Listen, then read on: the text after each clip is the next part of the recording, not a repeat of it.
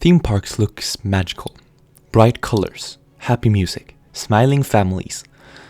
But almost nothing you can see is accidental. In fact, theme parks are carefully designed to manipulate where you walk, how long you wait, what you buy, and even how scared you feel. And most guests never even notice. Today, we're exposing the dark truth about theme park design. When you walk into a theme park, you think you're in control.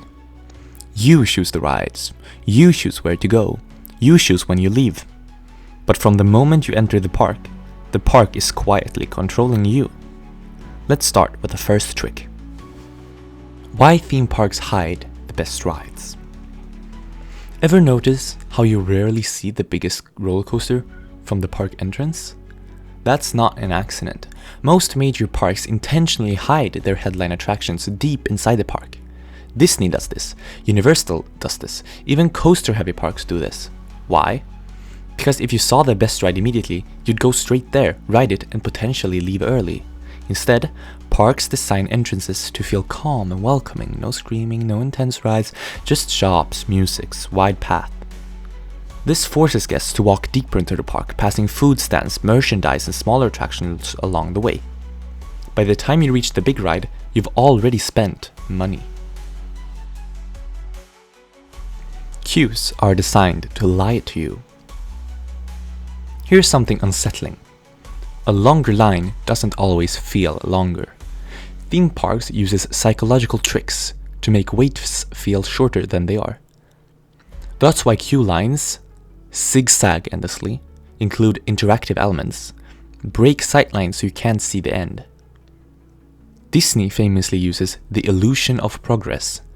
As long as you can feel like you're moving, your brain accepts the wait. But here's the darker part. Some queues are intentionally designed to feel longer. Why would a park even do that? Because long, visible queues make rides look popular, and popular rides attract more riders. In other words, you're more likely to wait because other people already are. Why roller coasters look more dangerous than they are? Theme parks want you scared, but not too scared. That's why coaster designers exaggerate visual danger. Examples: narrow supports, near-miss elements, tight clearances, track that look thinner than it really is. Rides like Maverick, Velocicoaster, or Nemesis feel insanely intense, even when the forces are carefully controlled. Your brain reacts to what it sees, not what's actually happening. The coaster feels out of control even though it's one of the safest machines ever built. Fear sells, and controlled fear sells best. Why you always exit through a gift shop.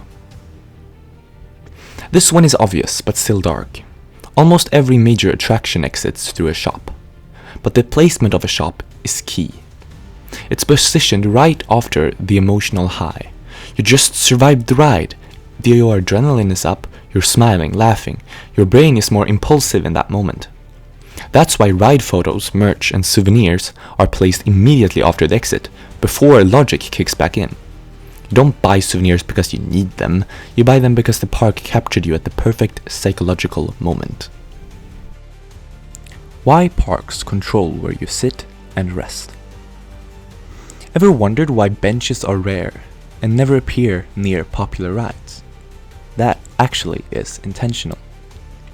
Theme parks limit comfortable resting areas because resting guests don't spend any money. Resting guests, they block walkways. Tired guests, they leave early. When benches do exist, they're often in full sun, far from attractions, near food locations. If you're tired and uncomfortable, you're more likely to buy drinks, buy food, pay for upgrades. Or maybe even leave earlier, which then frees up space for new guests. Even exhaustion is part of the design in a theme park. Why theme parks avoid straight paths.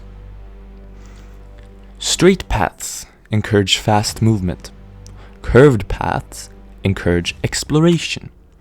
That's why most theme parks avoid straight lines, unless they want to move crowds quickly. like during closing time, for example. Curves hide what's ahead, which increases curiosity, which increases walking, which increases spending. You don't wander randomly, you are being guided unknowingly. The biggest truths nobody talks about. Theme parks don't sell rides, they sell time. Every design choice asks one question: how long can we keep you here? Longer stays means more food, more merch, more impulsive decisions. Even the magic is engineered. And here's the scariest part. Once you see it, you can never unsee it. So next time you're in a theme park, pay attention.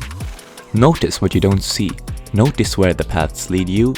Notice when you feel tired, hungry, or excited.